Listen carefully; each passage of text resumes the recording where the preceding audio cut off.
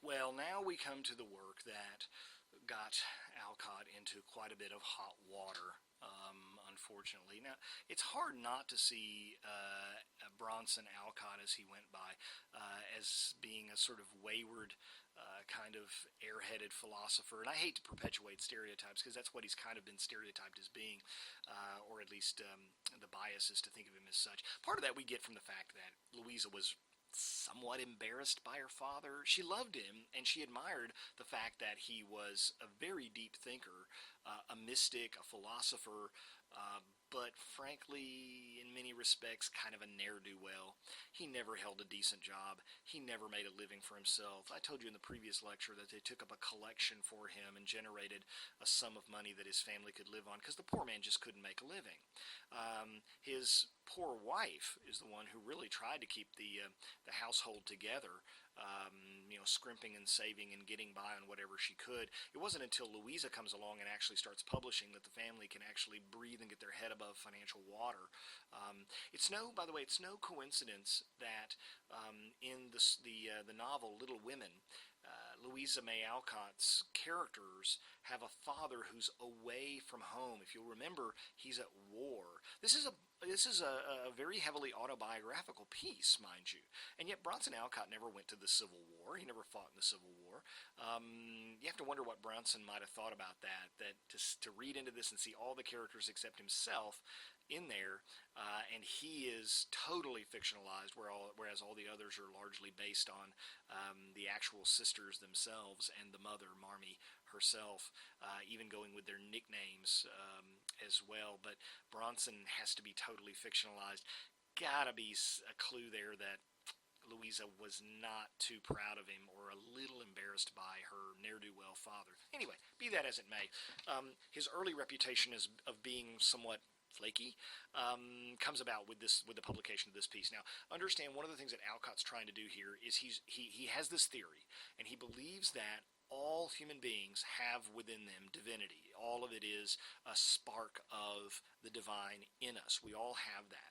And especially children do. Now, this is a very romantic thing. You can read Blake and you can read Wordsworth and Coleridge, and you're going to see all this sort of glorification of children, infancy.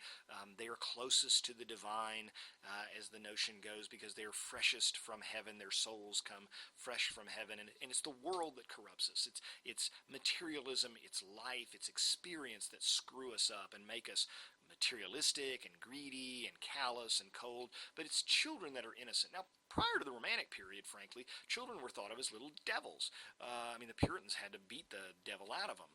That was what it was thought, that the most beastly, immoral type of human was a child. They're totally willful, they're disobedient, they have no manners. It's the Romantic period that comes along and really casts children in a completely opposite light. They are the ones who are sweet and innocent and divine. And we've inherited that view of children, by the way, from the Romantics. Even the Victorians, who were a little stiff on children, were nowhere near what the Puritans were. Even they tended to make children, especially small children, angelic figures in their own thinking. Well, what Alcott's trying to do here is he's trying to interview children. He gets them in a big circle, and they read a passage from the gospel, and he simply asks the children questions. We read the gospels. He doesn't preach or teach on it. He simply asks them a series of questions and sees what they say. He's interested, again, in finding out what do children think of the gospel when they read it. What are their responses to it? Maybe we can learn from them because they have a greater, closer relationship to the divine than we corrupted adults. That's the thinking, right? That's what he's doing. So this is a great big experiment. Now, Elizabeth Palmer Peabody, once she found out what he was doing with this and all the stuff that he wrote down, began to panic. She begged him not to publish everything that he planned to publish, and he planned to publish it all. He was not going to hold anything back. By the way, when he was raising his daughters, he would take a daily log of almost everything they did. He would watch them in their crib and take notes of how often they moved, how often they ate. He was an incredible note taker. I mean, his journals are amazing. Larry Carlson, a friend of mine at Carolina College, edited the journals of Bronson Alcott, and it was a lifetime career doing that. ultimately, because he insisted on leaving all of the stuff in that the kids said, no matter whether it was about biblical stuff or even sexual stuff, because kids can say the darndest things. Peabody said, "I'm out of here. I'm not going to associate myself with this," and she actually left him as a result. And he brings in Margaret Fuller for a while, and even she's a little disturbed by the fact that he wants to publish some of this. He's using children as an instrument of research. What do they innately know about divine things? And he's not scared of their answers. He's operating from this theory that whatever children say, whatever comes out of their mouth is based on goodness, sweetness, innocence, and divinity. And so we shouldn't be embarrassed or ashamed of what they have to say when you ask them to read about something. These testimonies, as he says, of children confirm the views of adults that Christianity is grounded in the essential nature of man. That is the antithesis of Puritanism, Calvinism, this notion of innate depravity. Remember the Unitarian view on that, right? That human beings are not innately depraved, they're not innately sinful, that they're innately good. Alcott's picking that ball up and running with it further down the field and says, look, Christianity and the basics of Christianity are something that are already in us when we're small children. They're essential to our nature. And to him, that's proof both of our divinity and proof, in Alcott's mind, of the divinity of the Gospels. So he's not seeing any incongruity here. But if you'll look also at the section on emblems of birth and look at some of the conversation here, you might get a feel for why this was a little bit of a problem and how especially Victorians of the time might have had some trouble with it. Mr. Alcott, you may give me some emblems of birth. Alexander, birth is like the rain, it comes from heaven. Lucia, I think it is like a small stream coming from a great sea, and it runs back every night, and so becomes larger and larger every day, till at last it is large enough to send out other streams. Lemuel, lives streamed from the ocean first, now smaller streams from the larger ones, and so on. Samuel R. Birth is like the rising light of the sun, the setting is death. Andrew, God's wind came upon the ocean of life and washed up the waters a little into a channel, and that is birth. They run up further, and that is living. Mr. Alcott, I should like to have all your emblems, but have not time.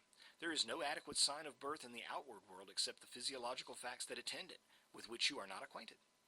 Now, notice this. He doesn't correct them. The kids are using very imaginative things. Birth is like a large turtle or whatever, right? I mean, no matter what it comes out of their mouths, Alcott puts it down. It's what came out of their mouths. It's an accurate record, a testimony of what they're saying, and he's not going to stop and correct them and say, no, that's not right. No, don't do this. He doesn't want to clog that up. He doesn't want to block their creative thinking on it. He just tolerantly sits back and says, well, what do you think? Well, what do you think? Well, what do you think?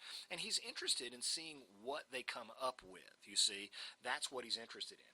Now, there are some passages in here where they talk about the virgin birth. Scandal, right? Can't talk about virginity, can't talk about sex. The talking of birth at all in anything other than very veiled, cloaked terms would have disturbed a good Victorian. Don't talk about birth. I mean, we don't talk about pregnancy. Oh my gosh. And then the fact that he doesn't correct the children when what they say does not conform to Orthodox Christian teaching. He just lets them go, lets them run. Just use your imagination. Doesn't bother me. I'm not going to sit back and say, that goes against the Orthodox teaching of the blah, blah, blah church. He doesn't do it. So he doesn't correct them. And he also doesn't limit what they can say within reason. He just lets their imagination run. Both of these things were, to us, seem rather innocent and naive. To the period, it was scandalous. And the publication of this text resulted in a tremendous scandal. And in fact, people began to pull their children out of the school because the school got a reputation of doing all kinds of sort of immoral things, asking children to, who obviously have not been educated to comment on the Gospels. That's about borderline blasphemy, frankly. It's not showing the Gospels the respect they deserve. And then getting into questions of sex and birth and virgin births and all of this kind of stuff was really outrageous. Then the fact that the school was an integrated school, that got out, and even more people said, well, I was okay with my kid going to school with African Americans when nobody knew about it, but now that everybody knows about it, I can't have my child in there. Everybody will know my child goes to that crazy radical school with African American kids in it. All of these things combined led to a slow and steady decline in enrollment. There were a few diehards that believed in him and really were faithful to him, but in the end, it ended up closing down, and he moved to a community that he founded along with Charles Lane called Fruitlands, the place where You can't have stuff that grows down. It's got to grow up.